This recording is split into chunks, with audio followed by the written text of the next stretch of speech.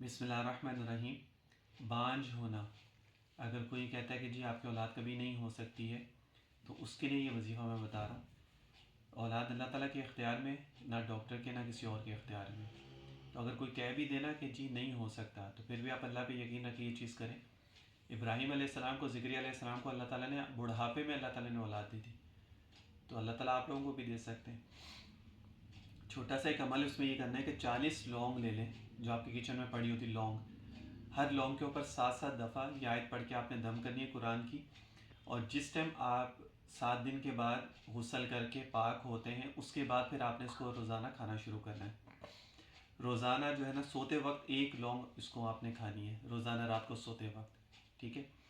اور اس کے بعد جو ہے نا کبھی کبھی پھر ہسبینڈ وائف کا جو آپس میں ملنا ہوتا ہے وہ بھی ساتھ میں ہوتا رہے اور اس کو کھاتے بھی رہیں۔ آیت کیا ہے؟ او کظلمات فی بحر لجی یغشاہ موج من فوقہ سحاب ظلمات بعضها فوق بعض اذا اخرج یدہ لم یکد یراها ومن لم یجعل اللہ لہ نورا فما لہ من نور۔